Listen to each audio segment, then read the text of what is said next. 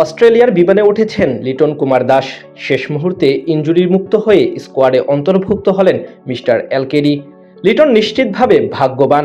ঠিক শেষ মুহূর্তে সুযোগ পেয়ে গেলেন তিনি। লিটনকে ভাগ্যবান মনে হলেও এই মুহূর্তে সবচেয়ে অভাগা মনে হচ্ছে নাহিদ রানাকে।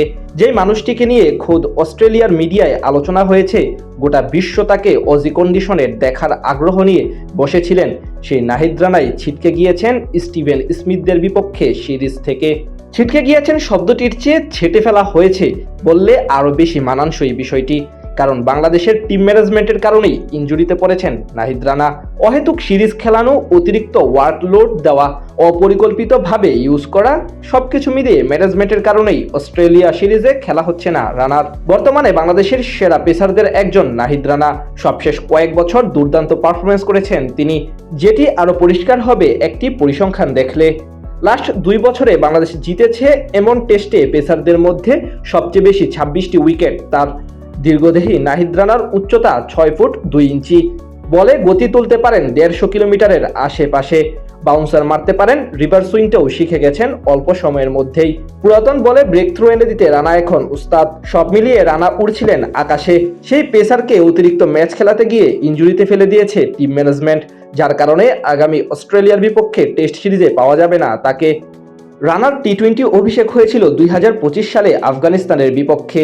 এরপর টানা 1 বছর দেশের জার্সিতে সংক্ষিপ্ত ফরম্যাটে কোনো ম্যাচ খেলেননি তিনি। গত অস্ট্রেলিয়ার বিপক্ষে টি-20 সিরিজে গুরুত্ব বিবেচনায় স্কোয়াডে রাখা হয় তাকে, যদিও এতে কোনো ফায়দা হয়নি। ততক্ষণ পর্যন্ত ঠিক থাকলেও এরপর জিম্বাবুয়ের বিপক্ষেও টি-20 সিরিজে খেলানো হয় তাকে, যার কারণেই মূলত কাঠগড়ায় টিম ম্যানেজমেন্ট।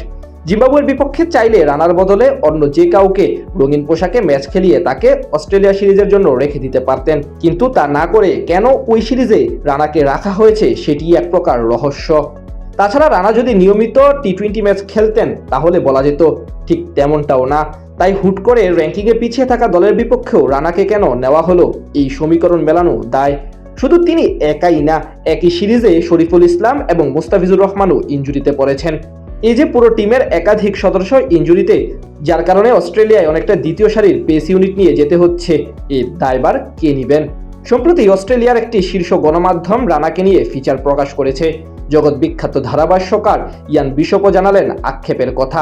সোজাসাপটা বলে দিয়েছেন, অন্য অনেক ক্রিকেট প্রেমীদের মতো আমিও নাহিদ রানাকে অস্ট্রেলিয়ায় বোলিং করতে দেখতে মুখিয়েছিলাম, কিন্তু তার সেই প্রত্যাশা এবং স্বপ্ন পূরণ না হওয়ায় এখন হতাশ বিশপ। কিন্তু সেই কথা হয়তো জানেনই না বাংলাদেশের টিম ম্যানেজমেন্ট, কেননা তাদের কাজ শুধু প্লেয়ারদের ইনজুরিতে ফেলা, নিজেদের ফায়দা লুটা।